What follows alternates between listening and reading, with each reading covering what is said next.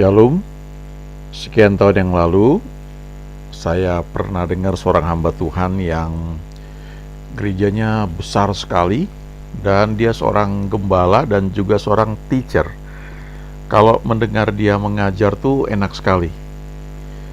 Hati gembalanya tuh terasa, dan juga dia karena dia seorang teacher, pengajar, maka firman yang dia sampaikan itu sangat enak, tertata dengan rapi dan juga penuh urapan, ya, sangat diberkati lah kalau mendengar dia. Waktu itu dia pernah bagikan satu khotbah yang saya nggak lupa sampai sekarang, yang menyangkut soal waktu. Jadi dia ceritakan bahwa dalam kehidupan kita ini kita belajar banyak hal, lalu ada masanya ujian, ya. Ujian yang dihadapi pemimpin, ujian yang dihadapi murid-murid Kristus, juga ujian yang kita hadapi, ya. Dan namanya ujian ya nggak nyaman gitu ya. Jadi kita nggak hanya terima, tapi itu saatnya kita mempraktekkan apa yang kita sudah tahu. Yang pertama dia bicara mengenai ujian waktu. Jadi kita tahu Pengkhotbah 3 ayat 11a, Tuhan membuat segala sesuatu menjadi indah pada waktunya. Jadi kadang-kadang sesuatu yang kita pikir harusnya sudah jadi, ya, tapi ada waktu yang dibutuhkan yang kadang-kadang kita nggak mengerti, ya. Tapi kalau kita belajar berjalan bersama Tuhan, maka setiap waktu yang kita lalui itu merupakan waktu persiapan, dan itu nggak pernah sia-sia. Misalnya saja kalau kita lihat kehidupan Yusuf, waktu dia di penjara, dia masuk penjara bukan karena kesalahan dia. Bahkan awalnya dia dijual oleh abang-abangnya sebagai budak, itu juga bukan kesalahan dia, ya. Karena abang-abangnya merasa iri, dia lebih disayang oleh ayah mereka. Nah, kemudian waktu dia masuk penjara, dia sempat minta tolong sama kepala juru minuman yang pernah dia artikan mimpinya waktu kepala juru minuman itu sedang di penjara juga. Tapi ketika kepala juru minuman itu sudah keluar dari penjara, Yusuf itu titip pesan, nanti kalau kamu sudah kerja kembali, ya, kembali ke hadapan Firaun, tolong ingat aku ya, karena aku masuk di sini juga bukan karena kesalahan aku. Tapi kita baca di Alkitab, Yusuf itu dilupakan, dan gak tanggung-tanggung 2 tahun dilupakan. Sampai satu saat Firaun itu mimpi, dan dia gelisah, gak ada yang bisa mengartikannya. Lalu kepala juru minuman baru ingat bahwa ada orang namanya Yusuf waktu itu di penjara yang dia kenal bisa mengartikan mimpi. Dan akhirnya Yusuf muncul, dia bisa terangkan arti mimpi Firaun, dan kemudian dia langsung jadi penguasa di Mesir. Waktu dia jadi penguasa di Mesir itu merupakan waktu yang tepat untuk dia keluar dari penjara. Kalau dia keluar lebih cepat, dia paling pulang kampung, ya, nggak jadi impiannya itu. Tapi ketika dia keluar pada waktu yang tepat, dia menjadi Perdana Menteri di Mesir. Jadi ada ujian waktu, ya, tentu perlu kesabaran untuk hal ini. Kita lihat ada lagi ujian yang lain, yaitu ujian ketekunan. Yakobus 1 ayat 2 dan 3 berkata, saudara-saudaraku, anggaplah sebagai suatu kebahagiaan apabila kamu jatuh ke dalam berbagai-bagai pencobaan, sebab kamu tahu bahwa ujian terhadap imanmu itu menghasilkan ketekunan. Jadi iman itu dalam prakteknya, iman itu kan muncul karena firman Tuhan rema, ya, kita dengar firman jadi rema, kita putuskan percaya, lalu muncul iman. Tapi dalam pertumbuhannya iman itu ada yang butuh waktu, dan kadang-kadang cukup lama. Dan itu diperlukan supaya dikatakan kayak Abraham, imannya tidak menjadi lemah, ya, sekalipun dia tahu tubuhnya sudah sangat tua.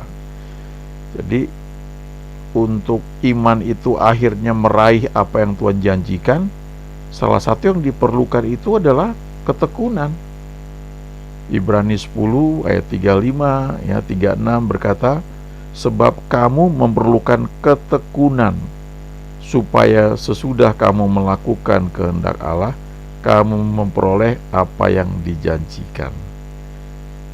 Jadi untuk iman itu menjadi matang atau dewasa dan bisa meraih janji yang Tuhan berikan bagi kita, maka diperlukan ketekunan, ya. Dan supaya muncul ketekunan itu, maka iman itu perlu diuji, ya, di-exercise, dan akibatnya muncul ketekunan. Jangan lupa firman Tuhan juga berkata bahwa Allah adalah sumber ketekunan. Jadi kita yang sudah terima Tuhan Yesus, dalam hati kita itu ada Tuhan, ya, tubuh kita ini bait Roh Kudus.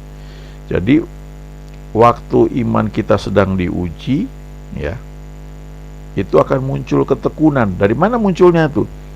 Dari Tuhan, karena dikatakan Allah adalah sumber ketekunan. Dan karena dia ada dalam hati kita, maka ketekunan itu, benihnya itu kita punya sebenarnya. Cuma untuk bisa terwujud, ya perlu menghadapi ujian. Di situ baru karakter ketekunan itu akan muncul, ya. Kita dibentuk menjadi orang-orang yang kuat. Ujian terhadap iman kita itu menghasilkan ketekunan. Dan Yakobus memberikan tips praktis, ya, kalau menghadapi ujian. Dia bilang, anggaplah sebagai suatu kebahagiaan apabila kamu jatuh ke dalam berbagai-bagai pencobaan. Ya, jadi kalau kita mungkin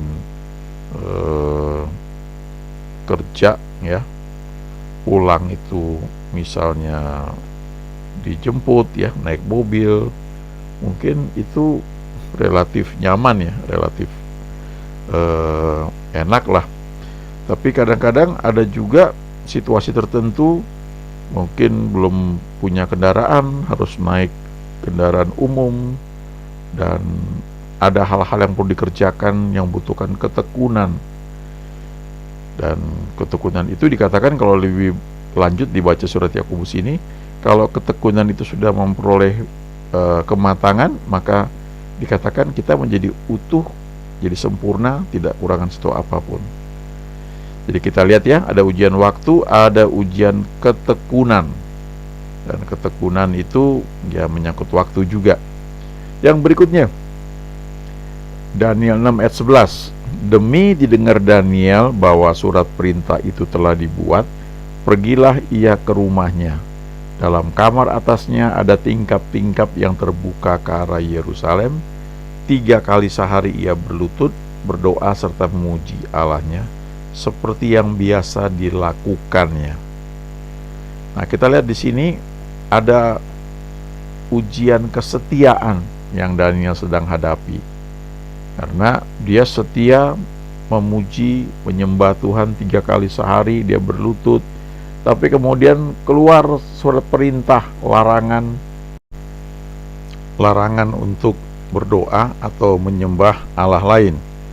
Dan Daniel di sini tetap setia, ya, dia orang yang setia. Bahkan dikatakan juga di Daniel 6 ayat-ayat sebelumnya, dikatakan ia ini setia, ya, Daniel ini setia, sehingga ketika dicari kesalahannya dalam urusan kantor, dalam urusan pekerjaan, tidak ketemu. Lalu dikatakan karena dia ini setia, jadi dia lakukan segala hal yang menjadi tugas dia itu dengan sungguh-sungguh dan tidak bercela. Ya, ini luar biasa, ya. Alkitab juga berkata di kitab Amsal, ya, banyak orang menyebut diri baik hati, tetapi orang yang setia, siapakah yang mendapatkannya? Setia itu menyangkut waktu, ya, menyangkut waktu, salah satunya menyangkut waktu, ya, tapi juga menyangkut hal-hal yang lain, ya, kesetiaan. Jadi kita lihat di sini ada ujian waktu, ya. Kita perlu izinkan Tuhan mengatur hidup kita supaya kita dalam tracknya Tuhan, dan juga dalam agendanya Tuhan yang menyangkut waktu. Kalau kita terlalu cepat muncul, itu kayak dikarbit ya, hasilnya juga nggak bagus ya, karena waktu itu membentuk kita menjadi matang. Tentunya harus lulus juga dalam setiap proses yang diujikan. Lalu ada ujian ketekunan tadi ya, udah saya bagikan. Itu menyangkut waktu juga. Tekun itu diperlukan ketika mengerjakan sesuatu, butuh waktu dan nampaknya belum ada hasilnya, tetap dikerjakan dengan setia. Ya, itu ketekunan. Baru yang ketiga ini ujian kesetiaan. Dan Daniel setia tidak hanya dalam bidang kerohanian, 3 kali sehari ia berlutut, berdoa serta memuji Allahnya seperti yang biasa dilakukannya. Tapi ternyata dia itu juga orang yang setia dalam pekerjaan kantornya. Jadi dicari kesalahannya dalam soal pekerjaan tuh nggak ketemu. Hebat ya. Kadang-kadang ada orang-orang yang mungkin bahkan di kantor dia terima telepon untuk konseling ya, padahal itu jam kantor. Nah, itu tidak setia dalam pekerjaan yang dipercayakan. Tapi pelayanannya mungkin setia, tapi di pekerjaannya itu ternyata dia miss ya. Dia perlu belajar lebih jauh lagi. Nah, ini semua bagian dari ujian yang diperlukan agar seseorang itu menjadi dewasa secara rohani. Kalau kita baca Paulus sendiri, dia pernah berseru ya, dikatakan ada utusan iblis yang dikirim untuk menggocoh dia supaya dia itu tidak meninggikan diri karena banyaknya pewahyuan yang dia terima ya. Dan dikatakan dia sudah 3 kali berseru ya supaya utusan iblis itu undur dari dia, tapi firman Tuhan berkata, cukuplah kasih karuniaku bagimu ya, sebab dalam kelemahan justru kuasaku menjadi sempurna. Nah, Paulus juga ngalami itu ya, bukan hanya ujian waktu, tapi ada ujian ketekunan, kemudian ujian kesetiaan ya. Apakah kita tetap setia mengikut Tuhan ketika yang kita doakan, kita harapkan itu belum terjadi ya? Memang unik ya, saya juga melihat ada orang-orang, teman-teman yang salah satu yang saya tahu ya sudah dapat nubuat akan bla bla bla bla ya, akan luar biasa, tapi justru setelah dinubuatkan kok makin turun kelihatannya ya, sampai saya berpikir nubuatnya mungkin salah. Tapi akhirnya setelah lewat beberapa tahun, apa yang dinubuatkan itu terjadi. Ya, jadi di sini kita belajar ada yang namanya ujian waktu, ada ujian kesetiaan, ya, ada ujian ketekunan. Kalau kita tidak lulus dalam ujian tersebut, apalagi karena masalah status atau masalah orang-orang yang kita kenal dalam satu organisasi, mungkin kita bisa dapat kemudahan sehingga kita tidak melalui ujian waktu atau ujian kesetiaan atau ujian ketekunan ya. Hasilnya ya sayang, kita sendiri menjadi tidak dewasa ya, tidak matang. Yang berikutnya ini juga menyangkut waktu ya. Ya, ini namanya ujian kesabaran. Dikatakan di Ibrani 6 ayat 12, agar kamu jangan menjadi lamban, tetapi menjadi penurut mereka yang oleh iman dan kesabaran mendapat bagian dalam apa yang dijanjikan Allah. Jadi ternyata iman sendiri itu ketika bertumbuh ya, itu membutuhkan juga kesabaran ya, perlu tekun melakukan kehendak Allah supaya sesudah melakukan apa yang Tuhan perintahkan, nah, kita tetap tekun dan akhirnya kita memperoleh apa yang Tuhan janjikan. Nah, kita baca ternyata setelah ada iman perlu ketekunan. Lalu kita baca lagi di bagian lain ya, bahwa iman itu perlu juga dipadukan dengan kesabaran. Ya, kita bisa lihat mungkin dalam kehidupan Daud, ketika sudah jelas dia diurapi menjadi raja, dia akan menjadi raja menggantikan Saul. Tapi ada kesempatan ketika dia bisa bunuh Saul, ketika Saul sedang buang air besar di sebuah gua. Daud nggak berani, akhirnya cuma potong punca jubahnya dan hatinya berdebar-debar. Ya.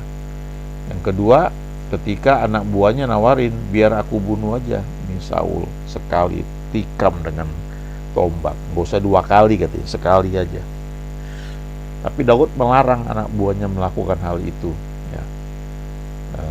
Dia bilang, jangan menjamah orang yang dipilih Tuhan, yang diurapi Tuhan. Nanti kalau sudah waktunya, ya dia akan tersingkir sendiri, dan aku akan jadi raja. Nah, dia bisa tersingkir karena ada orang lain mungkin, entah yang menyingkirkan dia, atau karena ada hal-hal lain, ya. Bisa seperti itu, ya. Jadi perlu kesabaran, perlu ketekunan, perlu kesetiaan. Semuanya itu menyangkut waktu, ya, ujian waktu. Nah, ini memang seringkali gak enak, apalagi yang namanya ujian ketekunan. Saya ingat dulu seorang hamba Tuhan namanya Derek Prince, dia bagikan dari Ibrani 10 tersebut, sebab kamu memerlukan ketekunan supaya sesudah kamu melakukan kehendak Allah, kamu memperoleh apa yang dijanjikan. Lalu dia bilang, ketekunan itu seperti kalau kita buat kue, ya, kita sudah campur ini antara telur, tepung terigu, kemudian gula, lalu coklat mungkin, ya. Kita udah siap, udah pakai mixer, diaduk bahannya begitu rupa, tapi kemudian ketika itu mau jadi kue, maka harus dipanggang. Nah, waktu dipanggang ini seperti ujian, ya, terhadap iman kita supaya dihasilkan ketekunan. Gak enak secara daging, ya, tapi itu bagian dari pembentukan supaya kita ini menjadi orang-orang yang dewasa, yang tidak mager, yang tidak malas gerak, tidak manja, ya. Bukan manja mandi jarang, bukan, ya, tapi maksudnya ya dewasa, ya, tidak kekanak-kanakan.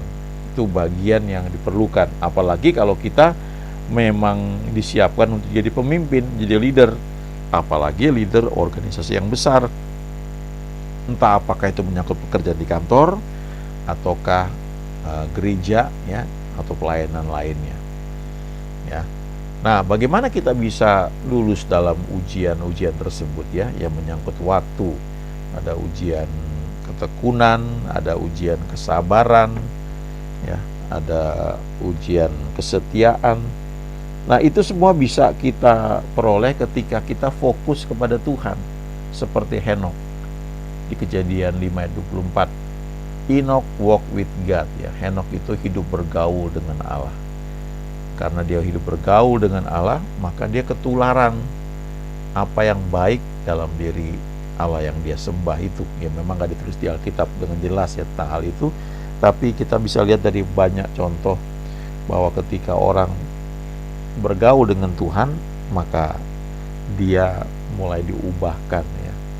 Dia mulai menerima apa yang Tuhan punya itu, mulai ketularan kepada dia, ya. Jadi kalau kita bergaul dengan Tuhan, kita butuh ketekunan. Alkitab mengatakan Allah adalah sumber ketekunan, ya. Jadi bergaul dengan Tuhan, arahkan mata kita kepada Dia, maka dengan sendirinya setiap ujian yang kita hadapi, kita bisa bukan hanya bisa lulus, ya, tapi kita bisa enjoy, ya, bisa nikmati itu sebagai sesuatu yang wajar tanpa kekhawatiran, ya. Jadi berjalanlah dengan Tuhan, bergaullah dengan Tuhan seperti Henokh. Enoch walk with God. Dia berjalan bersama Tuhan selama 300 tahun lagi. Kita baca di kitab Kejadian itu, dan kemudian dalam 300 tahun itu dia punya anak laki-laki, punya anak-anak perempuan. Artinya dia hidup normal, ya, sebagai manusia. Nah, itu terjadi, ya, dalam kehidupan Henokh. Kita bisa pakai ini sebagai contoh dalam hidup kita. Amin.